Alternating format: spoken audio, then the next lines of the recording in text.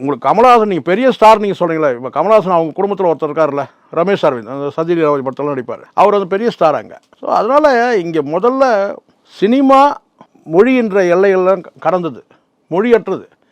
மொழி இருக்குது, ஆனால் மொழி என்ற எல்லைகள், இந்த இனம் என்ற எல்லைகள்லாம் கடந்தது சினிமா. அங்கே போயிட்டு நீங்கள் வந்து பார்த்தீங்கன்னா அந்த மொழி அரசியல் பேசுகிறதே தப்பு. கமலஹாசன் பேசுகிறது தப்பு. முன்னால் அடித்த சரக்கு வந்து பார்த்தீங்கன்னா அவருக்கு வந்து ஏறிட்டுருக்கோன்னு நினைக்கிறேன் தலைக்கு. நான் அப்படி தான் நினைக்கிறேன். தைரியமாக போடுங்க. இதெல்லாம் தேவையில்லாமல் உணர்ச்சியை தூண்டி சர்ச்சைகளை உருவாக்கி அவசியமாக எந்த இடத்துல பேசணுமோ அதுதான் சார் பேசணும். நீங்கள் போன இடம் என்ன சொல்லுவாங்க தெரியுங்களா? ஒரு விஷயம் சொல்லுவாங்க, இலையை எடுக்க சொன்னால் என்றான்னு சொல்லுவாங்க. நமக்கு என்ன அங்கே வேலை இருக்குது? நாம் அங்கே என்ன எதுக்காக நம்ம நீங்கள் சொந்த படமாக ராஜ்கமல் படமாக கூட இருக்கட்டும் சார், தக் லைஃபு, நீங்கள் அங்கே உங்களுக்கு சர்வ சுதந்திரம் கிடையாது. அங்கே என்ன நீங்கள் போய் பேசணுமோ அது மட்டும் தான் பேசணும். நீங்கள் போகிற போக்கில் அடிச்சுடுங்க. சாமானிய மக்கள் கஷ்டப்பட்டால் யார் இங்கே பொறுப்பு? அரசுகள் தான் பொறுப்பு எடுத்துக்கணும். இங்கே அங்கே ஒரு பெரிய கலவரம் வெடிக்குதுன்னு வச்சுங்க, கர்நாடகாவில் சித்தராமையாவுக்கு தான் தலைவலி. அதே மாதிரி இங்கேயும் வந்து பார்த்தீங்கன்னா முதலமைச்சர் தான் தலைவலி.